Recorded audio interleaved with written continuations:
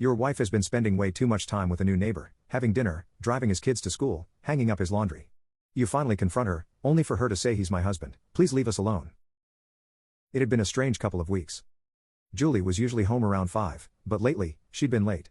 Very late. I didn't mind the occasional overtime or coffee with friends, but now she was spending more evenings at the neighbor's house than our own. She brought his kids to school, cooked them dinner, even started hanging up his laundry. His laundry. I hadn't seen a fresh pair of socks in days. On a Wednesday, I came home early to find her in his front yard, fixing a wonky clothesline. His shirts were flapping around like taunting flags, and there she was, cheerfully pinning them up. I cleared my throat. Julie, we need to talk. She smiled at me, the way you smile at a child before explaining why the dog had to be put down. Hey, you're home early. Yeah, and you're here, I said, gesturing to the shirts. Again. Well, Alan's been working late, so. I cut her off. Julie, this is weird. You're spending all your time with him. His laundry, his kids. It's like you're. She sighed and let go of the shirt she was pinning. It floated to the ground like it knew this was about to get awkward. He's my husband, she said, with the patience of someone explaining basic math to a toddler. Please, just leave us alone. I stared at her, sure I had misheard. Julie. I'm your husband. No, she said slowly, like I was the crazy one. Alan is my husband. You're just. What? I sputtered. We've been married for 12 years. We bought this house together. I waved my hand vaguely toward our front door. I have a mortgage.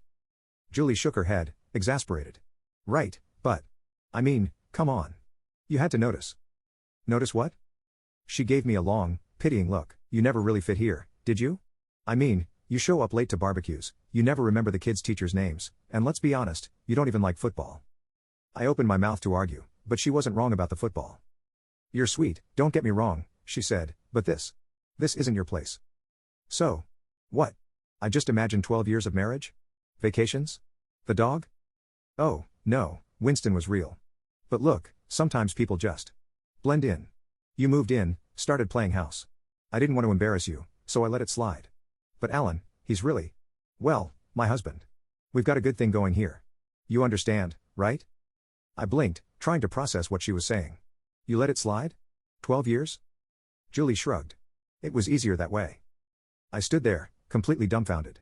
So what am I supposed to do now? I don't know, she said thoughtfully. Maybe move a few blocks over? Or across town? There's a nice development by the freeway. I think you'd like it. Just move? She nodded, picking up the fallen shirt. Yeah, move. Find a nice neighborhood, maybe some people who really understand you. I stood there for a long moment, stunned. Then, without another word, I turned and walked back toward my house. Our house. Or maybe it was just my house. Behind me, Julie called, don't worry, I'll help you pack.